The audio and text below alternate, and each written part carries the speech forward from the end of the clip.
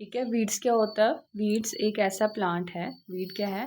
Weed एक ऐसा plant है जो हमारी मेन क्रॉप की न्यूट्रिएंट्स के लिए उनके जो न्यूट्रिएंट्स सॉइल में प्रेजेंट है उसके लिए compete करेगा, स्पेस के लिए compete करेगा। अब वीड है, कहीं ग्रो होगी, उसको स्पेस तो चाहिए ना, ग्रो होने के लिए उसको लैंड चाहिए, स्पेस चाहिए, तो वो उसकी जो हमारी मेन क्रॉप है उसके साथ compete करेगा। देन हम अगर बात करें सनलाइट के लिए compete करेगा।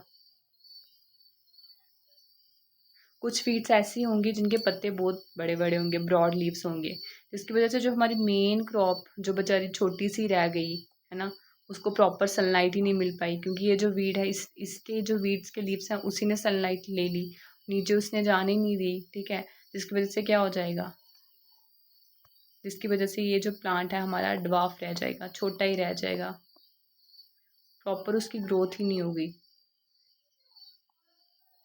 राइट, उसकी प्रॉपर ग्रोथ नहीं होगी, वो छोटा रह जाएगा, ग्रोथ नहीं होगी उसकी, वो हमें प्रॉपर यील्ड भी नहीं देगा, क्रॉप यील्ड रिड्यूस हो जाएगी उसकी, क्रॉप यील्ड रिडक्शन हमें देखने को मिलेगा।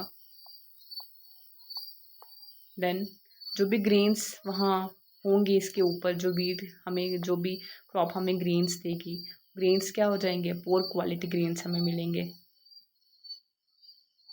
पोर क्वालिटी ग्रेन्स हमें देखने को मिलेंगे।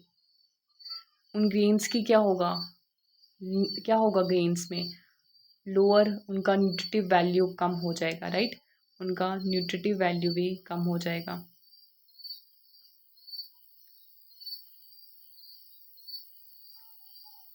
और हमें क्या देखने को मिलेगा, बताओ इस ज़रा यहाँ पे, और क्या होगा कमेंट्स में बताओ जल्दी जल्दी, और क्या होगा कम, न्यूट्रिटिव वैल्यू कम होगी तो उसकी मार्केट वैल्यू भी तो कम हो जाएगी। राइट, तो उस क्रॉप की, उस ग्रेन की मार्केट वैल्यू भी रिड्यूस हो जाएगी। अल्टीमेटली फार्मर को प्रॉफिट कितना मिलेगा, कम मिलेगा।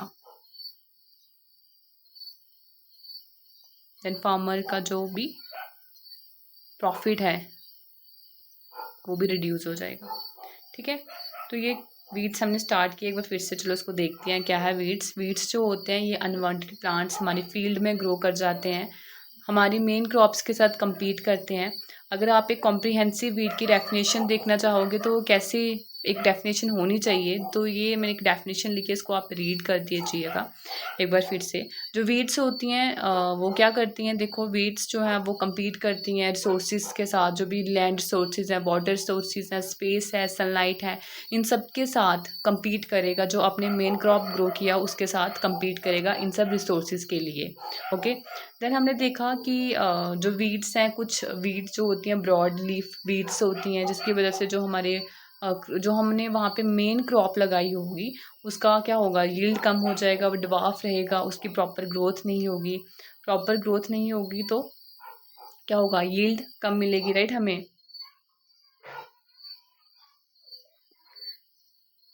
यील्ड कम मिलेगी, उसका जो क्वालिटी ग्रेन है वो हमें नहीं मिलेगा, अच्छा क्वालिटी ग्रेन नहीं मिलेगा, उसकी न्यूट्रिटिव वैल्यू कम हो जाएगी। न्यूट्रिटिव वैल्यू कम होगी तो उसका जो भी कमर्शियल उसका मार्केट वैल्यू है ना, वो भी कम हो जाएगा। एट द एंड क्या होगा, फार्मर को लॉस ही होगा, है ना। तो ये सब वीड्स, इसका मतलब क्या है, वीड हमारे फील्ड के लिए अच्छा नहीं है, वीड जो है ये अनवांटेड है, तो उसको उखाड़ के बाहर फेंक दो। राइट, अब हम देखेंगे वीड्स, नेक्स्ट वीड्स का हम देखते हैं क्या करना है। हाँ, अब चलिए, अब हम देखते हैं वीड्स की कैरेक्टरिस्टिक्स।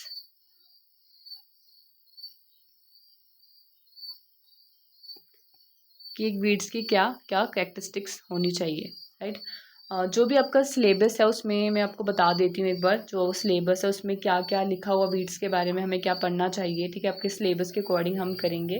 तो उसमें सबसे पहले यही बताया हुआ कि हमें वीड्स के बारे में पता होना चाहिए, वीड्स क्या होती हैं। राइट, देन सेकेंड उसका कैरेक्टरिस्टिक्स क्या क्या हैं, वीड्स के कैरेक्टरिस्टिक्स क्या क्या होते हैं। देन थर्ड अगर हम देखें डिससेमिनेशन, वो कैसे सेमिनेट होती है, किस तरह से एक जगह से दूसरी जगह पे जाके ग्रो करती है, कैसे वो ग्रो कर रही है, उसके सीड्स कैसे डिस्पर्स हो रहे हैं, तो ये डिससेमिनेशन देखेंगे। And association with the various crop. ठीक है,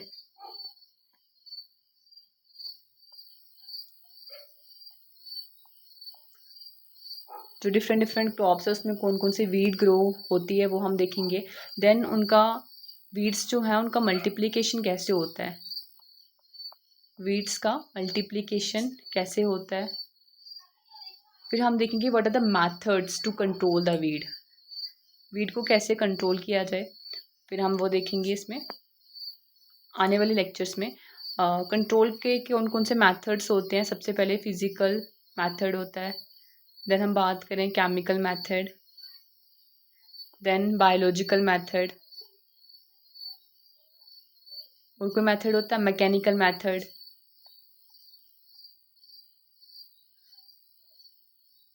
any other method, cultural method भी होता है। ठीक है, तो एंड में हम ये देखेंगे कैसे वीड्स को कंट्रोल किया जाता है। मैं आपको बता दूं कि वीड्स जो है यहाँ पे हमें हर साल एक ना एक क्वेश्चन हमें देखने को मिलता है वीड्स पे। अगर हम अपने जो भी PYQ को देखते हैं, उनको एनालाइज करते हैं, तो हमें ये देखने को मिलता है कि डायरेक्ट क्वेश्चंस तो नहीं आते हैं, है ना। इन द रिसेंट एग्जाम्स जो हम देख रहे हैं उनमें डायरेक्ट क्वेश्चंस नहीं आता, एप्लीकेशन बेस्ड क्वेश्चन आते हैं।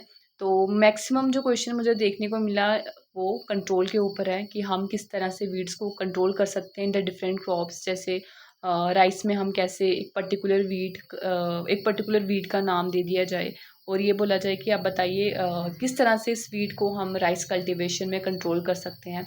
इसी तरह अलग अलग क्रॉप्स में बताया जाता है कि किस तरह से हम जो वीड है उसको कैसे कंट्रोल करें। तो वो कहीं ना कहीं इसी मेथड के ऊपर ही जाके एंड होती हैं चीज़ें।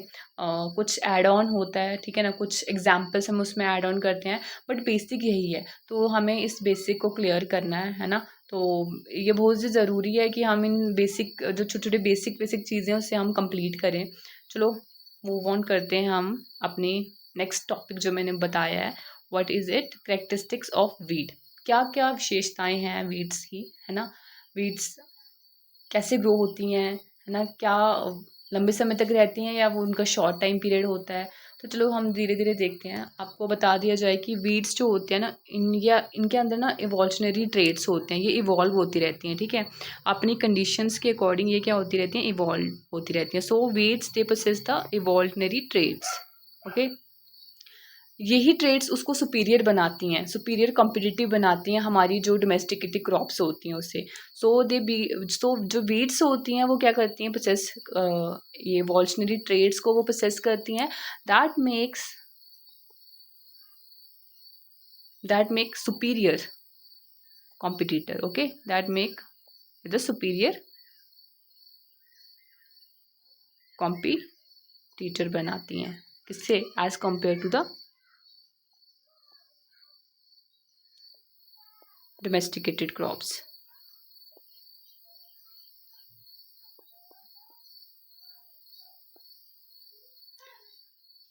चलो पहली करेक्टरिस्टिक्स अगर हम बात करें, प्रोलिफिक सीड प्रोडक्शन।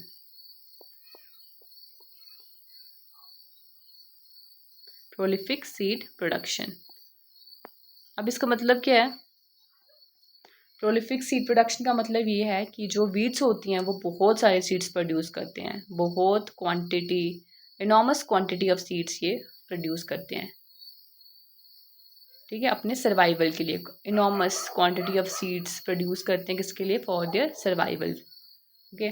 जैसे मैं बात करूँ इसमें एग्जांपल अगर हम देख लें, एमरेंथिस विरिडे एक स्पीशीज जो है, एमरेंथिस स्पीशीज, ये क्या करती है, ये ऑलमोस्ट 1,96,000 सीड्स प्रोड्यूस करती है पर ईयर, ओके। कितने, 1,96,000 सीड्स ये प्रोडक्शन है इसका पर ईयर का, ठीक है। पहला स्टेप समझिए कि प्रोलिफिक सीड प्रोडक्शन करता है कि ये enormous quantity of seeds produce करता है, ओके, फॉर देयर सर्वाइवल के लिए। इसमें हमने एग्जांपल देखी है एमरेंथस स्पीशीज़ की एग्जांपल, जो 1,96,000 सीड्स प्रोड्यूस करता पर ईयर। अब सेकंड अगर हम देखें, इसका सेकंड जो कैरेक्टरिस्टिक्स है, high seed viability and longevity.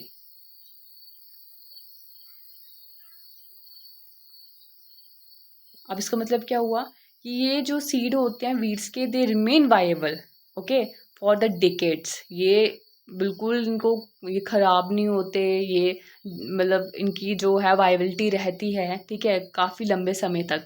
तो ये हमेशा वाएबल रहते हैं, they remain viable in the soil, okay, for the decades. जैसे मैं एग्जांपल ले लूँ यहाँ पे, चिनोपोडियम एक स्पीशीज़ है, चिनोपोडियम वीड की, जो कि जिसका जो है ना, जो 30 to 40 ईयर्स जिसकी लॉन्गिविटी है, ओके, सॉइल में ये रहता है। और इसका सीड प्रोडक्शन कितना होता है? इसका seed production 70 to 1000 seeds production है इसका पर ईयर का।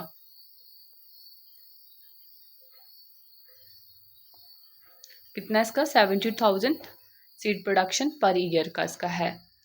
अब अगर हम नेक्स्ट देखते हैं इसका डॉर्मेंसी। अब डॉर्मेंसी क्या होता है? डॉर्मेंसी में क्या होता है कि जो प्लांट है ना, जो प्लांट का सीड है वो डॉर्मेंट स्टेज में चला जाता है। डॉर्मेंट स्टेज में कैसे जाता है?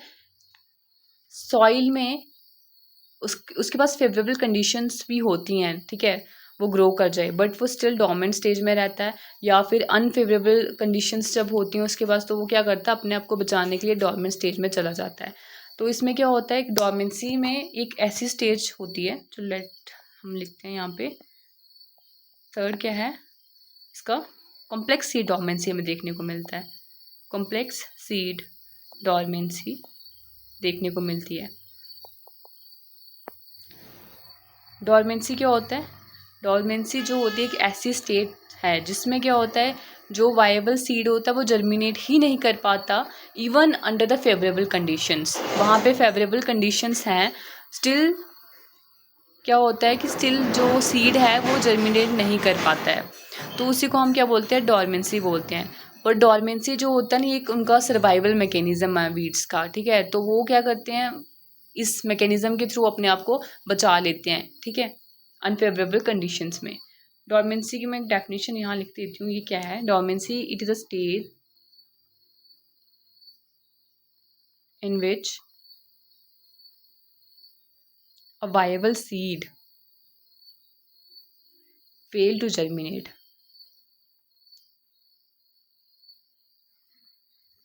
even under the conditions, even under the favorable conditions। अब हम देखते हैं कौन सी फेवरेबल कंडीशंस हैं, okay, even under the favourable conditions. Favourable conditions जैसे कि क्या क्या होंगी फेवरेबल कंडीशंस? सफिशिएंट मॉइस्चर है, ठीक है, मॉइस्चर चाहिए ना ग्रो होने के लिए, पानी चाहिए, एक सूटेबल टेम्परेचर भी चाहिए, ठीक है, ये चीज़ें चाहिए यहाँ पे। तो 3 तरह की डॉर्मेंसी हमें देखने को मिलती है वीड्स में। कौन कौन सी 3 तरह की डॉर्मेंसी है? सबसे पहले आती है हमारी इन्फोर्स्ड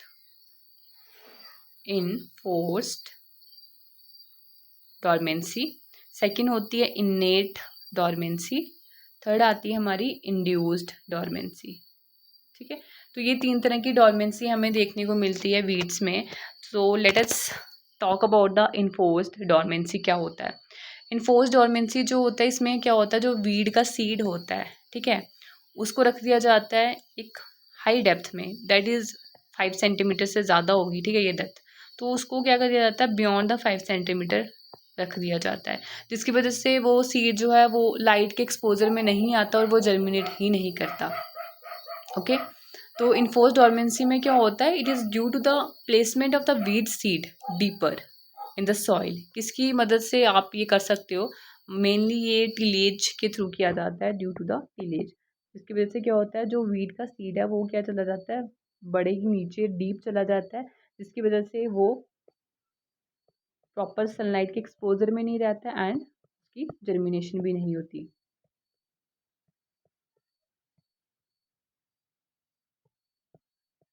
ओके। तो ये क्या होता है हमारा, ये इन्फोर्स्ड डोमेंसी होती है, इसकी वजह से होती है। अब नेक्स्ट देखते हैं, नेक्स्ट हमारा आता है इनेट डोमेंसी। इनेट डोमेंसी का नाम ही समझ लो आप, इनहेरेंट डोमेंसी भी इसको कहा जाता है, इनहेरेंट डोमेंसी भी इसे कहा जाता है। क्या कहा जाता है इसको, इनहेरेंट डोमेंसी भी, मतलब कि जो हमें जेनेटिकली हमें पेरेंट से मिला होगा, राइट, उस प्लांट को, उस वीट प्लांट को अपने पेरेंट प्लांट से मिला होगा। तो ये बेसिकली क्या होता है, it is a genetically controlled character होता है उसका, it is a genetically controlled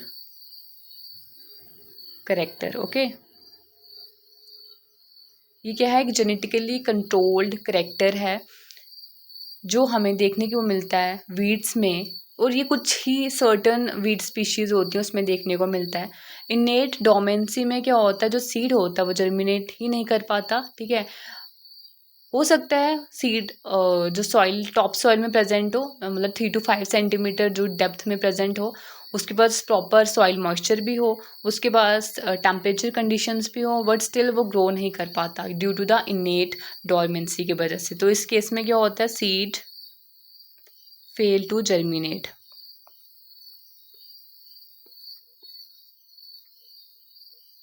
Y seed fail to germinate, किसकी वजह से वो फेल हो जाता है, सबसे पहले या हो सकता है कि जो सीड है उसके पास रेडियोमेंट्री एम्ब्रियो हो, एक प्रॉपर एम्ब्रियो ही ग्रो ना हुआ हो।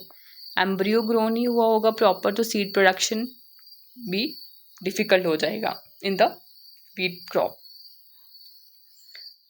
देन हम बात करते हैं, क्या पता वो इमेच्योर हो, फिजियोलॉजिकली वो इमेच्योर एम्ब्रियो हो, वो प्रॉपरली डेवलप ही ना हुआ हो, फिजियोलॉजिकली क्या होगा, फिजियोलॉजिकली इमेच्योर होगा, हो सकता है वो फिजियोलॉजिकली इमेच्योर हो उसका एम्ब्रियो, ठीक है। तो ये कुछ कंडीशंस हैं जिसकी वजह से क्या होता है, इनेट डोमेंसी देखने को मिलती है।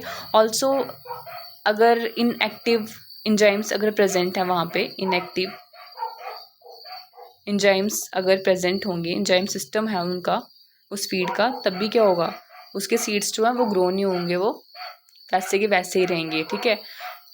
तो इनेट डोमेंसी इन सब की वजह से होती है। एंड ऑल्सो एक और यहाँ पे फैक्टर था, जर्मिनेशन इनहिबिटर्स भी होते हैं, उसकी वजह से भी हो सकता है कि इनेट डोमेंसी वीड में देखने को मिले।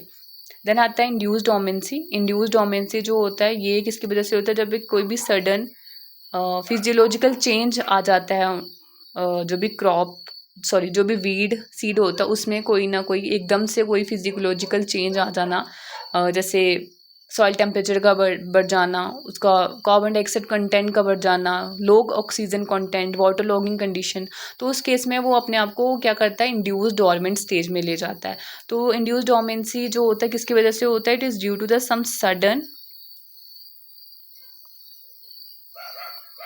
Physiological change. ओके, किस किस कंडीशन में हो सकता है कि सॉइल टेम्परेचर बढ़ गया हो, it may be due to rise in the soil temperature, okay, it may be due to increase in the carbon dioxide content in the soil, it may be due to the low oxygen content and waterlogging conditions, okay।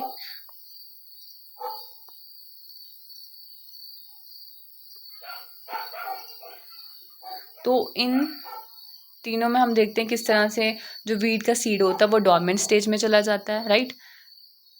तीन तरह की हमने seed dormancy देखी है, enforced, कौन कौन सी है, enforced dormancy है, इनेट डोमेंसी है, इंड्यूस्ड डोमेंसी है।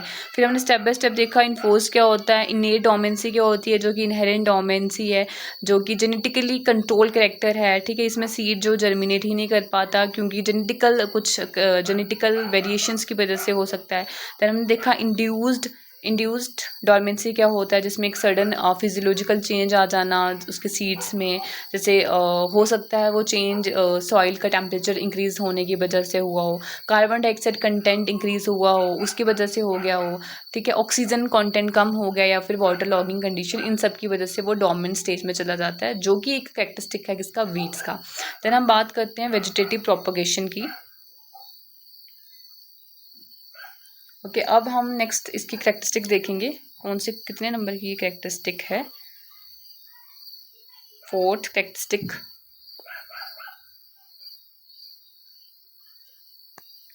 अब देखते हैं फोर्थ कैरेक्टरिस्टिक्स क्या है हमारी। फोर्थ कैरेक्टरिस्टिक जो है वेजिटेटिव प्रोपगेशन, ठीक है, क्या है, vegetative propagation. we saw that plants, they are produced by the seeds and some they are produced by the vegetative propagation. So weeds जो होते हैं उनकी भी ये प्रॉपर्टी है, सीड से तो वो डेवलप होते हैं राइट, सीड से भी डेवलप होते हैं, but also they have the vegetative propagation property. Okay,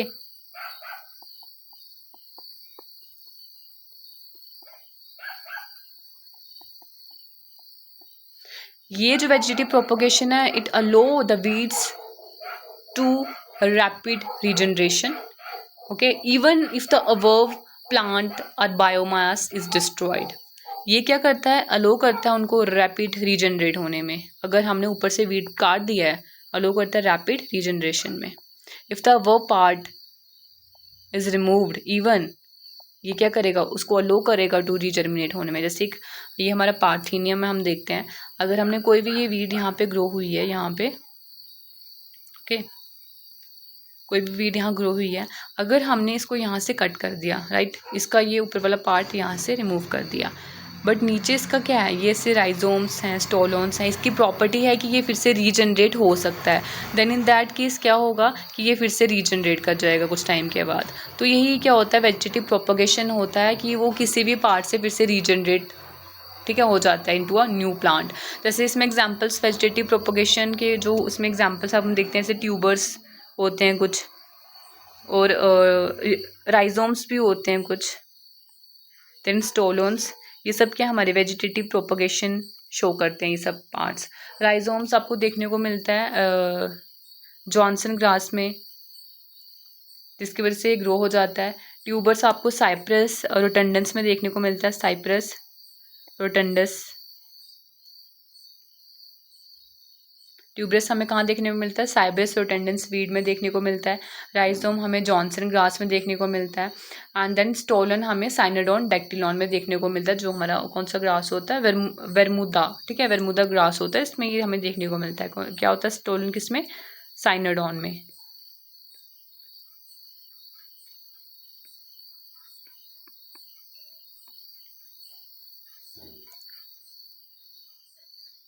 तो आज के लिए इतना ही.